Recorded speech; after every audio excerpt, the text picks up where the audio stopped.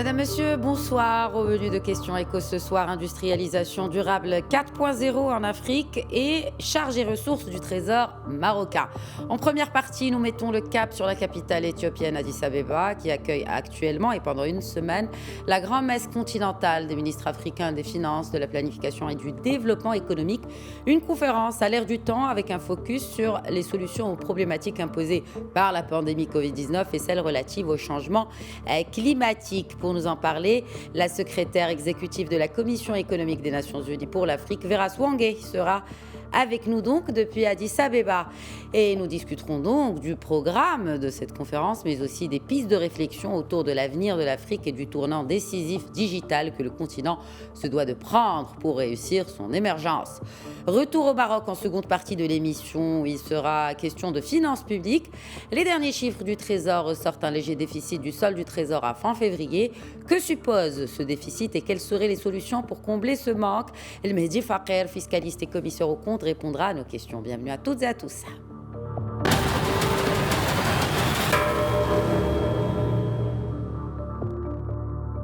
À partir d'aujourd'hui, la Commission économique pour l'Afrique tient à Addis Abeba la 53e session de la conférence des ministres africains des finances, de la planification et du développement économique.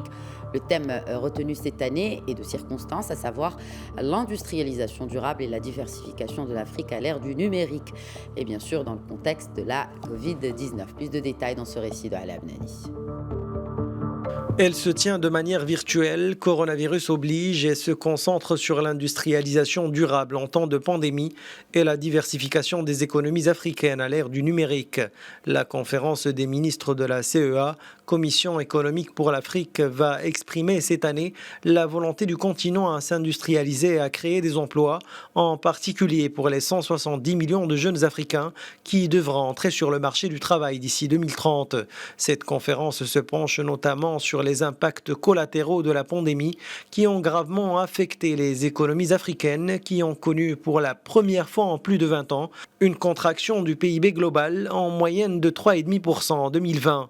Cela dit, selon les prévisions de la Banque mondiale, l'Afrique subsaharienne devrait enregistrer un redressement modéré en 2021 avec un taux de croissance moyen de 2,7%. D'ailleurs, parmi les sujets phares qui sont discutés lors de cette conférence qui durera une semaine, les opportunités économiques de la ZLECAf, la zone de libre-échange africaine continentale, qui permettra notamment aux pays africains de faire sortir de l'extrême pauvreté 30 millions d'habitants et d'accroître le revenu de 68 millions d'autres personnes qui vivent avec moins de 5,5 $ par jour, d'après la Banque mondiale. Opérationnelle depuis le début de cette année, cette zone représente actuellement un PIB total de 2500 milliards de dollars. Et j'ai le plaisir à présent d'accueillir depuis Addis Abeba Vera Swangé, secrétaire générale adjointe de l'Organisation des Nations Unies et secrétaire exécutive de la Commission économique pour l'Afrique des Nations Unies. Toujours bonsoir Vera Swangé.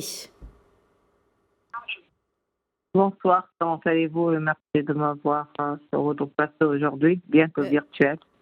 Bien que virtuel, tout comme la conférence, et merci à vous de vous libérer et de libérer quelques minutes pour Média TV, alors que la conférence vient donc de commencer aujourd'hui. Parlez-nous d'abord du programme de ce rendez-vous et surtout à qui s'adresse cette conférence. Écoute, nous avons un programme très bien chargé. Nous avons commencé aujourd'hui avec ce qu'on appelle le débat des experts qui va durer 3 jours. Donc d'ici vendredi, lundi, nous allons avoir la grande ouverture avec les ministres des Finances même. Elle sera ouverte évidemment en présence du ministre des Finances du Maroc. Nous aurons Pascal Sédoui, le directeur sortant, ce que nous appelons notre bureau. Nous aurons aussi la présence du ministre du Ghana, qui est le ministre pour la Banque mondiale et le Fonds monétaire pour les questions de développement. Nous allons avoir le Premier ministre de Barbados, qui serait la nouvelle chef du comité de développement pour la Banque mondiale et le Fonds monétaire.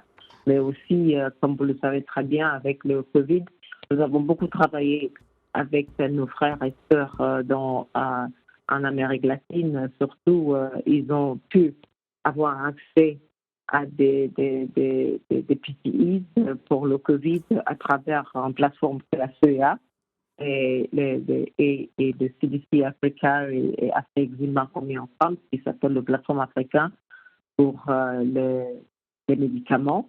Et donc, Hector est là en deux capacités ou en trois capacités. Premièrement, comme Premier ministre de Barbade, deuxièmement, comme la personne qui est l'interlocuteur des pays en voie de développement au sein de la Banque mondiale et du Fonds monétaire. Évidemment, nous avons tous pays en développement les mêmes problèmes. Nous avons besoin de plus de ressources. Donc, pour faire ce plaidoyer, nous avons tenu à l'inviter pour écouter un peu la position des ministres des Finances africains.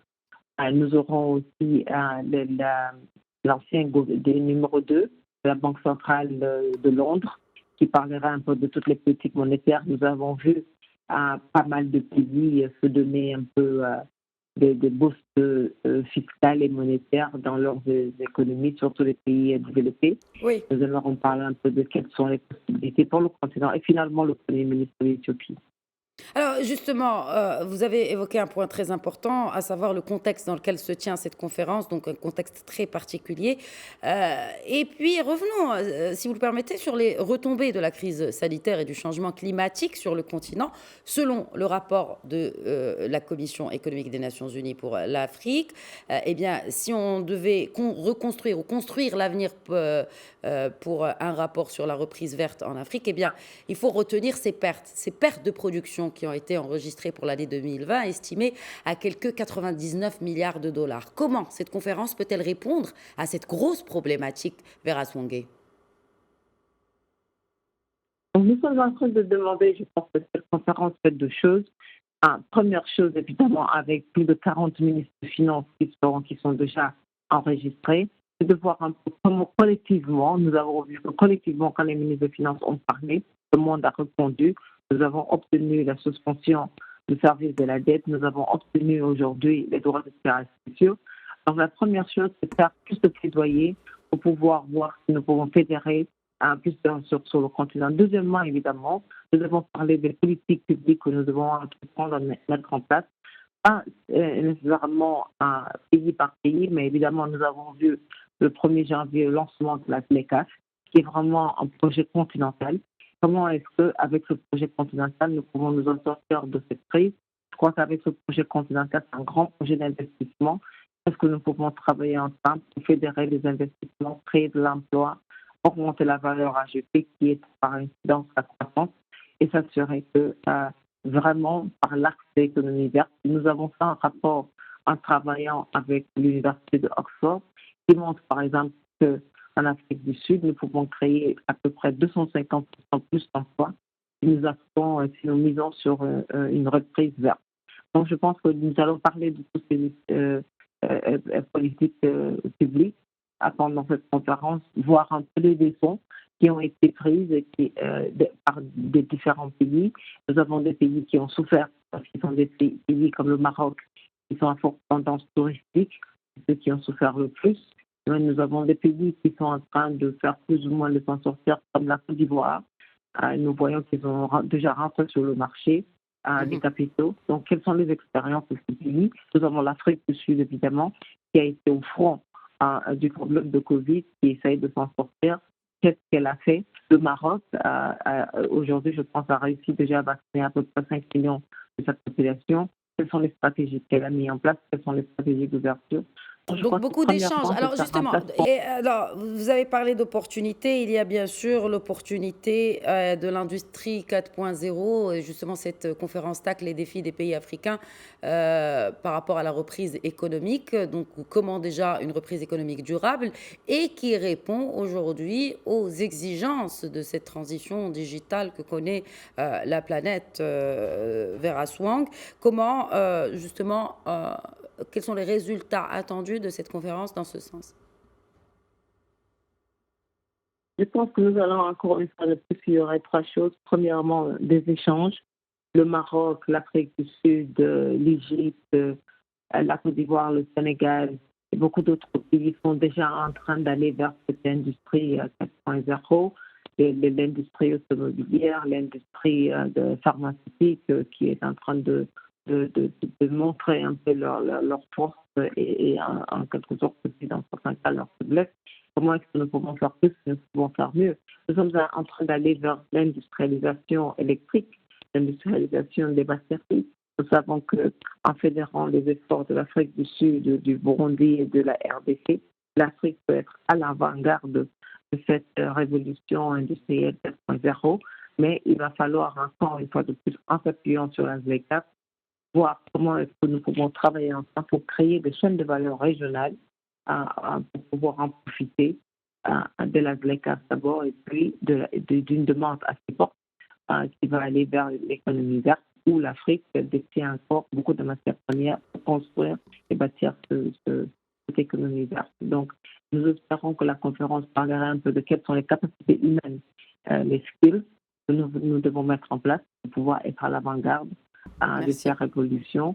Quelles sont les politiques publiques qui doivent être mises en place et renforcées à travers le continent aussi pour que la ZLECAf vraiment produit les fruits dont elles sont escomptées. Merci beaucoup, Vera Sangoué, secrétaire générale adjointe de l'Organisation des Nations Unies, secrétaire exécutive de la Commission économique pour l'Afrique. Merci d'avoir répondu à nos questions. Je vous remercie. Merci de m'avoir reçu. Passons à présent à la seconde partie de Questions Éco.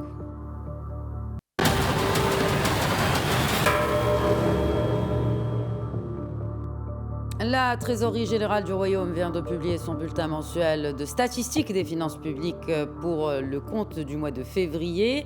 Ce dernier nous donne un aperçu sur les recettes, les dépenses et donc, bien sûr, le solde du Trésor. Les détails avec Alam Nani. Le déficit budgétaire s'établit à 10,2 milliards de dirhams à fin février, en légère progression par rapport à l'année dernière. Dans la partie solde du Trésor, la Trésorerie générale du Royaume fait état d'un solde ordinaire négatif de 5,1 milliards de dirhams contre un solde ordinaire négatif de 6,8 milliards de dirhams un an auparavant. Pour ce qui est des recettes, la TGR constate une diminution des recettes brutes de 0,3% qui résulte d'un côté des baisses des recettes douanières nettes, de la taxe intérieure de consommation et de l'autre de l'augmentation des recettes nettes de la fiscalité domestique et des recettes non fiscales. Enfin, pour les dépenses, le bulletin de la TGR affiche un taux d'engagement global des dépenses de 23% en augmentation d'1% annuellement. Le taux d'émission sur engagement s'établit à 68%, inchangé par rapport à 2020. Par ailleurs, les dépenses ordinaires émises sont en baisse de 4,1%. Idem pour les dépenses d'investissement émises. Là encore, une baisse de 5,6% est constatée, passant de 16,2 milliards de dirhams à fin février 2020 à 15,3 milliards de dirhams. Et pour commenter ces chiffres avec nous depuis Casablanca, le Mehdi Faker, fiscaliste et commissaire aux comptes. Bonsoir Mehdi Faker.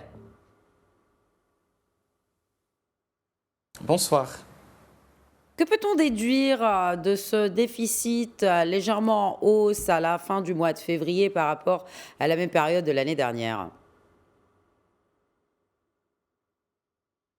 Je pense que c'est un déficit ou cette hausse aussi légère est tout à fait normale au regard du contexte particulier et bien sûr au regard de la perturbation qu'ont connue bien sûr les finances publiques durant l'année 2020. Et il ne faut pas oublier que cette année était une année exceptionnelle. Non seulement nous avons vu une baisse des recettes, bien sûr expliquée par deux facteurs majeurs que sont la crise du Covid-19 et la deuxième année du sécheresse, mais également, je dirais, atténuée par une volonté des pouvoirs publics de faire certaines restrictions aux finances, notamment en matière de dépenses. Il ne faut pas oublier que la loi de finances rectificative, comme la loi de finances 2021, sont venues en quelque sorte apporter certaines mesures, je ne dirais pas de restrictions, mais bien sûr d'austérité pour pouvoir maintenir les équilibres, je dirais, des finances publiques. Mais il ne faut pas oublier également que nous avons un coussin de sécurité que représente le fonds spécial Covid-19 qui a permis d'atténuer considérablement cette perturbation.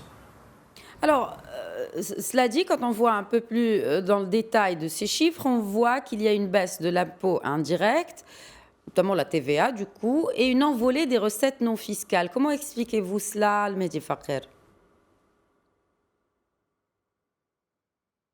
Il ne faut pas oublier que l'année 2020 était une année exceptionnelle sur le plan fiscal, dans la mesure où il a apporté 6 amnesties, 6 opérations de régularisation fiscale qui ont permis de drainer de l'argent, bien sûr, et de recettes exceptionnelles pour le budget de l'État. Ceci n'est pas lié au Covid-19 parce que c'est des mesures qui ont été prévues dans le cadre de la loi des finances 2020 et confirmée par la loi de finances la loi de finances rectificative, pardon. Ce qui fait que ces opérations de régularisation en matière de cash, en matière d'avoir en devise étrangère, ont permis de drainer bien sûr des recettes exceptionnelles pour le budget de l'État. Très bien. Bon, alors parlons de l'IR. Rappelons que la plus grosse partie des recettes de l'IR provient plutôt de l'IR sur les salaires, à savoir les salaires des fonctionnaires et des salariés retenus à la source, bien sûr, et aussi que bien, le nombre de salariés et fonctionnaires reste très supérieur à celui des personnes physiques ou en tout cas qui exercent une activité professionnelle libérale. Aujourd'hui, quelle est la participation des professions libérales aux recettes de l'IR au Maroc, Mehdi Fakher? Je n'ai pas vraiment un chiffre précis actualisé au titre de l'exercice 2020.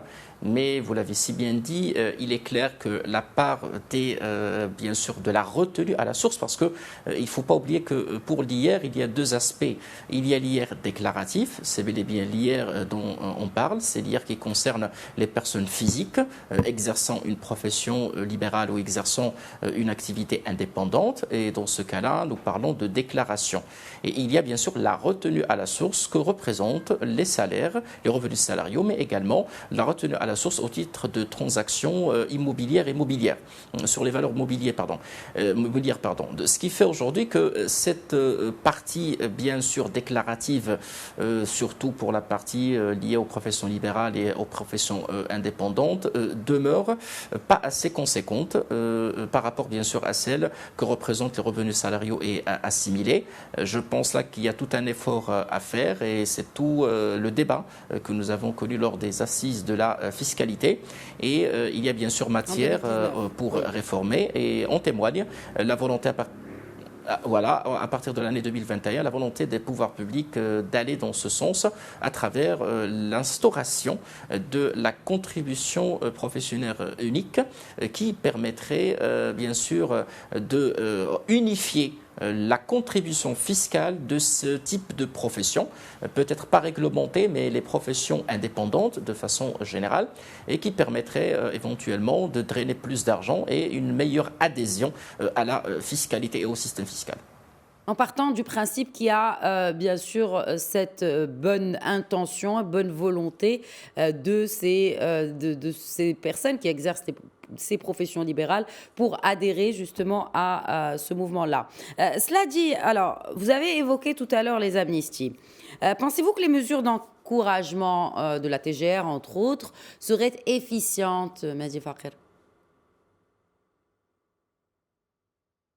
Alors, si c'est par rapport à ce qui est prévu au niveau de la loi de finances 2021, oui. Et en l'occurrence la possibilité de régulariser toute situation fiscale en s'acquittant du principal ou de la moitié des majorations et des pénalités, si le contribuable n'est redevable que de ces pénalités et majorations, effectivement, c'est une mesure qui est dans le bon sens. Il permettrait un rattrapage par rapport à 2020 pour les personnes qui n'ont pas adhéré à l'amnistie, mais qui permettrait également de drainer plus d'argent pour les budgets de l'État et permettre ainsi d'éviter, je dirais, un ajustement par des recettes exceptionnelles qui vont être, bien sûr, qui vont avoir comme source soit les rappels d'impôts, soit les contrôles fiscaux.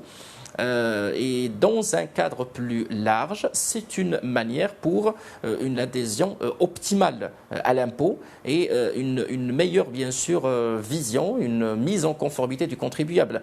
Je pense que tout contribuable aujourd'hui doit se poser des questions par rapport à ce qui se passe actuellement parce que l'administration elle a de plus en plus des moyens de recoupement, il y a un entrepôt de données de plus en plus riche et la meilleure façon c'est de vraiment se conformer au mieux à ces contributions et à ces obligations fiscales fiscale pour éviter, je dirais, tout questionnement ou toute interrogation dans ce sens. Effectivement, c'est une mesure dans le bon sens, dans l'absolu, que ce soit en matière de mise en conformité et d'une meilleure adhésion à la fiscalité, mais également en étant un moyen pour ajuster les budgets de l'État. Est-ce que cette loi 0720, dans le cadre de la loi de finances, justement par rapport à ces encouragements, prévoit aussi l'autre partie, à savoir, vous avez parlé de contrôle, de recoupement d'informations pour mieux contrôler les revenus et donc les taxes imposables. Est-ce que vous pensez que cette loi peut aussi réprimander les fraudeurs? Est-ce qu'elle contient cette partie-là?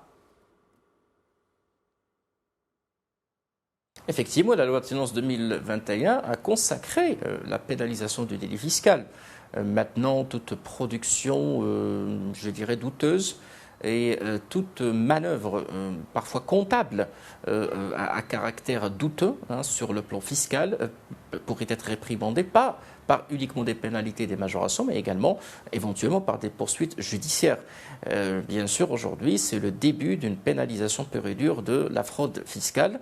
Et je pense là qu'il y a un durcissement. Et on témoigne au niveau de la loi de finances 2021 l'instauration de listes noires des personnes ou des contreparties, sociétés morales ou physiques, soupçonnées de commerce de factures, de fausses factures, mais également plus de précision sur la nature de la fraude fiscale, et notamment en parlant de fausses factures ou de volonté préméditée d'amoindrir les bases d'imposition. Je pense qu'il y a vraiment matière, bien sûr, sur le sens, sur le plan législatif, mais n'oublions pas que l'administration et l'appareil administratif en charge de l'application de la loi fiscale, il conserve également une marge de manœuvre non négligeable en matière, bien sûr, de répression de la fraude fiscale à travers les contrôles fiscaux et les rappels d'impôts qui pourraient être sur place ou sur pièce. Est-ce que vous pensez que côté recettes, justement, mais aussi côté dépenses, puisqu'on a commencé avec cela, normalement, 2021 devrait se terminer, on va dire, sans trop de casse, notamment à cause de la conjoncture, vous le citiez tout à l'heure, et c'est une évidence bien sûr, de la conjoncture difficile que traverse le tissu économique et notamment les entreprises, mais aussi les contribuables. Je pense, absolument, je pense aujourd'hui que c'est pas aussi, c'est une question qui n'est pas du tout facile. Tout d'abord, nous avons des projections qui, bien sûr, qui vont être suivies à la loupe. Le cas échéant, on pourrait même s'acheminer vers une loi de finances rectificative, même si je pense que ça ne devrait pas être le cas cette année. Mais nous avons des éléments à la fois positifs et, je dirais, négatifs. Les éléments négatifs, c'est bien sûr que la casse du Covid-19 devrait être visible, plus visible à travers les déclarations fiscales de la loi, plutôt de l'année fiscale 2020 à déposer, qui ont déjà commencé à être déposées, mais qui vont être en grande partie déposées durant les mois de mars et d'avril. C'est là où nous allons avoir une idée sur l'ampleur, sur le plan fiscal et sur le plan de la recette fiscale de cette casse de l'année 2020. D'un autre côté, nous avons des éléments, je dirais, positifs, en l'occurrence une campagne agricole qui s'annonce prometteuse. Nous avons également la campagne de vaccination, une meilleure stabilisation de la situation pandémique, autant d'ingrédients pour penser que l'avenir serait plus stable, plutôt que, je ne dirais pas plus radieux, mais plus stable. Ce qui fait aujourd'hui que c'est un peu prémédité de parler de casse. L'atterrissage devrait être meilleur que l'année 2020. Ça, c'est clair. Maintenant, jusqu'à quel point nous allons pouvoir vraiment limiter cette casse, je pense qu'il y a une multitude de considérations, à la fois conjoncturelles, économiques, mais surtout politiques. N'oublions pas que nous sommes dans une année qui est une année électorale par excellence. Donc, je pense que d'ici milieu d'année, vers le mois de juin-juillet, dans le cadre de la préparation de la loi de finances 2022, nous allons éventuellement voir plus clair. Est-ce que vous pensez justement, parce que pour terminer, les entreprises, les chefs d'entreprise n'y voient pas plus clair, ont du mal à se projeter, ont du mal à avoir tout simplement une visibilité sur demain, sur comment la situation économique pourrait évoluer. On voit en Europe que c'est littéralement un cataclysme avec tous les confinements, les reconfinements, etc.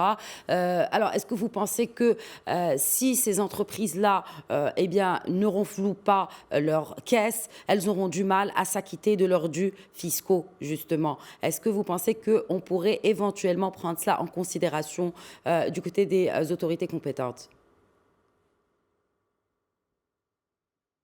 Absolument, mais ceci nécessite une décision ou des mesures d'ordre politique, pas des décisions d'ordre administratif. L'idée, c'est que sur le plan législatif, je dirais, l'État s'est prononcé sur le maintien de l'ensemble des dispositions fiscales. Nous n'avons pas entendu parler d'exonération. Toutefois, sur le plan légal, il y a toujours des issues qui permettent des abattements sur les créances fiscales. Donc aujourd'hui, est-ce que vraiment il y aura du courage politique pour aller vers des abattements, c'est-à-dire tout en ne touchant pas la loi, tout en maintenant l'ensemble des dispositions fiscales, aller sur des abattements ou des rabais fiscaux pour permettre à ces sociétés effectivement de, je dirais en quelque sorte, une bouffée d'oxygène ou de recycler cet argent dans le cadre de leur maintien ou leur volonté de se maintenir en vie, de maintenir le tissu entrepreneurial en vie. Effectivement, c'est une revendication qui est légitime et ceci dépend d'une décision qui est à 100% politique. Mais c'est encore prématuré. Je ne pense pas que cette année devrait voir de telles décisions au regard du contexte électoral. Et puis, le manque de visibilité, ce n'est pas uniquement pour l'entreprise, mais également pour l'État. Le fait de consentir de tels rabais devrait pousser l'État à s'endetter encore plus. Et ceci est préjudiciable pour, bien sûr, le positionnement et pour le ranking et pour le spread de risque de l'État marocain. Je pense que c'est un dilemme. Pourquoi j'ai parlé un petit peu de demain? Parce que l'entreprise marocaine doit comprendre que l'issue de la crise, c'est la demande intérieure, ce n'est pas la demande extérieure. Et je pense qu'au Maroc, avec une campagne agricole prometteuse, il y a tous les signaux positifs pour penser que la demande intérieure, Inch'Allah, va permettre en quelque sorte un coussin de sécurité pour l'entreprise marocaine pour ne serait-ce que limiter la casse. Merci beaucoup, merci Madi Fakher, fiscaliste et commissaire aux comptes. Merci pour l'ensemble de vos éclairages.